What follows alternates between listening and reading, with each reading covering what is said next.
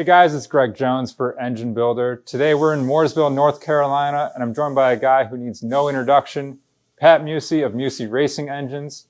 And between us here is a All-Billet 903 Pro Mod engine, and it's our Engine of the Week.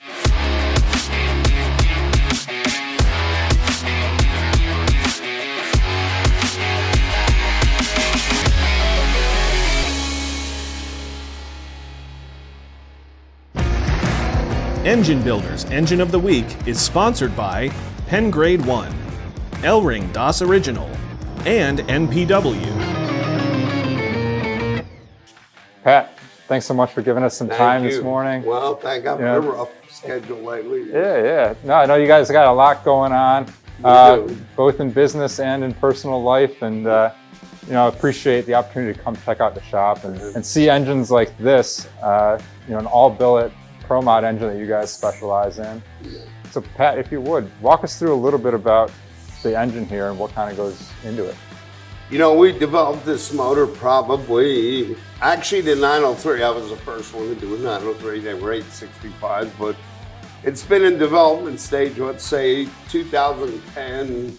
I actually won the first Pro Mod any-tray race with an EFI powered engine. Pretty much made everybody go to EFI at that point. They had no choice. If they wanted to run, they had to run. But we have a lot of customers. PDRA, you'll have half the field with our engines. Ricky, you'll run in and tray once in a while. He's really fast. He kind of went over to Bristol, ran good. He's been really fast. Yeah. Ricky's been a long time customer. We have a lot of great customers, but the engine has come a long way. And it's always got my little, I'm never happy. I'm always tweaking something. So this is the latest, greatest. This one's actually going to Sweden. So our bread and butter is our 959 now, because all the rules are 959. Yeah. But in Sweden, they have to run a 903. So we're building him a 903, but it's the basic foundation, a billet block, billet heads that dart. They're spec to us only. You can only buy them heads on an engine from us. Okay. So, very good. Now you mentioned the billet block. Where is this particular block from? This is CNN in Texas. CNN blocks. He's been our block supplier. We try to get parts from anywhere we can get them. The supply chain is rough, so we look at wherever we can get parts. I mean, they're all done to my specs.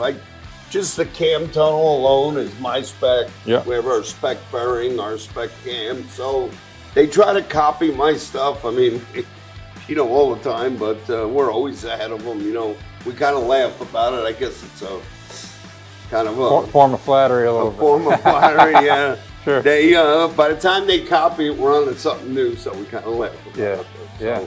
So, my whole life I grew up with people like Richard Maskins, and when he was alive, we talked probably once a week, and there's engine builders, engine assemblers, we're always thinking out of the box. Yeah. That's what I've done my whole career, I don't look at what the other guys, I need to outrun them. So if I'm going to copy them, I'm only going to maybe run with them if I'm lucky. Right. So Pat, you said this is a CM block, and obviously you guys do a bunch of machine work to get it to your specs. Then you mentioned the dart billet head here. How about some of the other components that'll end up in this engine once it's getting assembled? We use a tool steel cam, GRP rods, a Sonny Bryant crank. I'm sorry, I was kind of a little unprepared, or I'd have some stuff laying out, but you can see the rows of crankshafts under there. Absolutely. It's all Jessel. I've been with Danny Jessel from the beginning. Actually, in 1981, when I ran Pro Stock, the first rocker shaft, one of my big blocks, went to Indy, was low ET at Indy, and me and Danny had a relationship. Unfortunately, he's gone, but Wayne has taken it over. Yeah. So it's all Jessel Valvetrain, Jessel belt. You can see we'll take you over to another engine pretty soon, and they work on development with me. If I want to change something, or we have a new head that's coming out, that'll be, I'll show you later on, a 4840, but we're always in the development stage. I mean, that's just how it is. What can I say? It's the way to stay ahead. Awesome. So Pat, you talked a little bit about the rotating assembly that'll be in here. How about some more, outside of the Jessel stuff, what else goes into the Valvetrain? We use PSI springs. all Victory retainers, keepers, Yep. all Victory valves. Awesome. Yeah. So, and everything is spec us. The good thing about us, say you buy an engine, you're a racer, everything is on the shelf. You need a valve, you need a block. We have it. We have rods, we have pistons, we have all the components are here. Yeah. Injectors, nitrous parts, throttle bodies. So there's nothing for this engine if you hurt it or something, including a complete engine we can have pretty fast. You know where, you know, with the supply chain today, I mean, it's 35 weeks for cranks. We have cranks coming in constantly. Yeah. I have to pre-order. Yeah, you have to, right? Yeah, I've had to change our inventory has probably gone up 300% since COVID. Yeah. Yeah. And if you don't do that, you're not going to stay. But unfortunately, it takes a lot of capital. But thank God we're in a good place now, and we're able to keep up with it. But that's a challenge, you know, having the parts. And we have, versus some of the other guys that are trying to do this, they might have 5 customers. We have 150 customers. There's over 150 of these engines in circulation around the world. And, yeah, that's really cool. So it's pretty, I never thought it would come to that. You know, when we did that head, me and Maskins did that head at PRI about 6 years ago, and he said, well, how many sets you think? And I was scared to death, you know, I mean, talking 25 grand there, you know, for a set of heads. And I don't know, Richard, we'll do 6, let's see how it goes. Well, I think we sold 12 sets at the show. Oh, wow. And from there, I think we're up to serial number 154 or something. I mean, it's just crazy. Who would have thought that? Yeah, that's great. Well, it shows the success of the platform here. And you know, you mentioned the manifold. You pointed to a couple things here. There's a manifold that's all done in-house. Okay. I'll take you in the manifold room if you want to see how they're done. They're all done on a fixture. Kinsler does the throttle bodies for us, but they're finished here. Yeah. Everything is done here in-house. All the welding, all the porting. You met Joel. Joel does all the porting. Yeah. Awesome. And then obviously you got, you know, a couple kits of nitrous on There's 6 stages on it we run.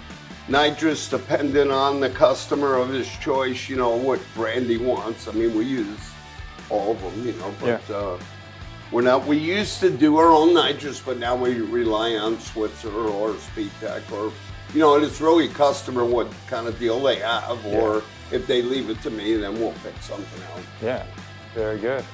So Pat, again, once this thing's all together, being a 903, you know, how much horsepower does this engine make without the nitrous? And then, you know, having the 6 stages, you know, what's kind of that upper number? This motor will make close to 1,800 on 903. Our 959 stuff, we've been close to 1,880 on normally aspect. Yeah. Now look, that's a real number.